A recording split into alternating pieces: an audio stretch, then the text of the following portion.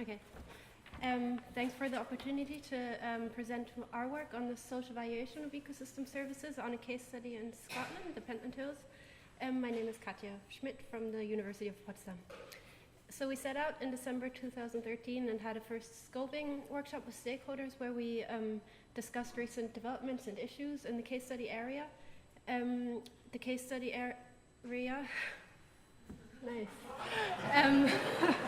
Is just south of Edinburgh, and it's basically a big park used for as a hotspot for many residents of Edinburgh and the surrounding councils to recreate. Study questions that we came up with during this discussion or during this workshop, also in the light of a proposed park extension of the regional park towards the south, were what sort of ecosystem services are provided by the Pentland Hills? What do the people appreciate there?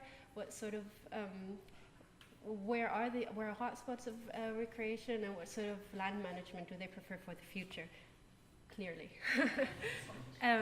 So we conducted a visitor survey on site in summer 2014 and an online survey in the autumn, where we basically asked very basic stuff about visitors, frequency of visits, activities that they engaged in the Pentland Hills. We asked them to locate hotspots, personal hotspots in the area.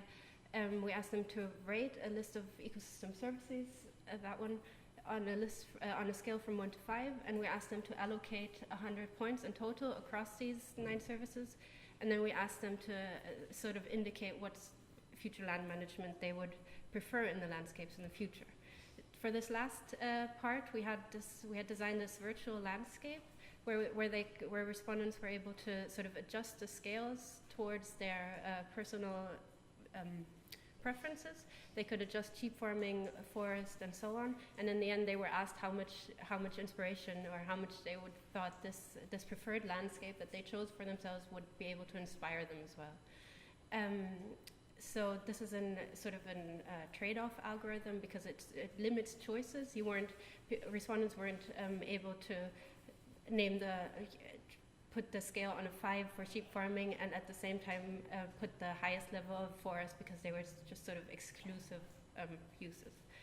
Based on this trade-off sort of questions and the answers that we got from them, we've built 5 clusters based on hierarchical clustering, and we explored them a little more. So in the first top rows basically show the mean values of the land use scores that these clusters were based on. We found the 5 clusters to be a bit to vary a little bit within the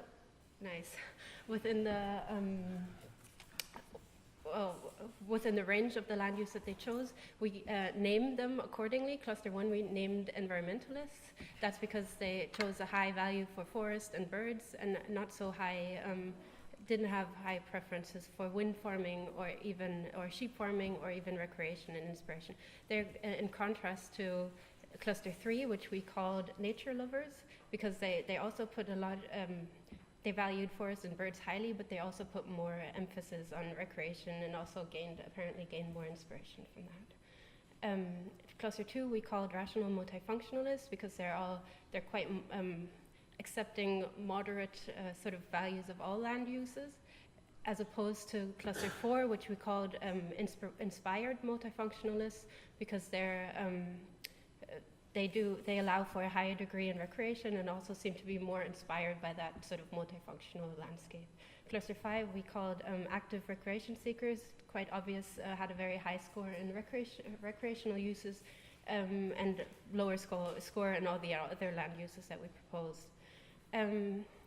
Sorry about the names. Then the bottom 2 rows basically show how social value on the scale from 1 to 5 and how allocated points across the proposed ecosystem services varied across the clusters. And we found that some of these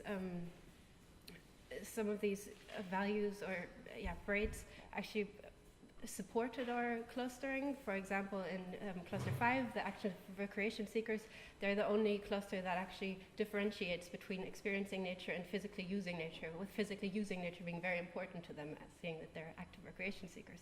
And then we had cluster 3 and 4, the inspired multifunctionalists and the natural nature lovers, that they allocated points towards inspiration. We had some mismatches as well. For example, the environmentalists who valued regulating services such as carbon sequestration and mediation of pollutants quite highly with a 4, but they failed to allocate points towards that. So this is still sort of work in progress. It's not the final, probably not the final set of clusters, but sort of how we're going about this analysis of the data. One last slide is on the spatial distribution, the question where we asked them to locate hotspots on the map. This is basically what we got from them. We aggregated these sort of hotspots to one map, and we wanted to compare that to the Invest recreation model, which is based on photo user days of georeferenced photographs uploaded on the website Flickr, so it doesn't have to do anything with our empirical research at all. However, we found that they match really nicely, so we actually found that this model, in this case and with our data, coincides quite nicely. So this is it for now. I'd like to thank people from the University of Edinburgh most, because they've been tremendous of supporting the study, and of course the team of Potsdam and all of you for listening. Thank you.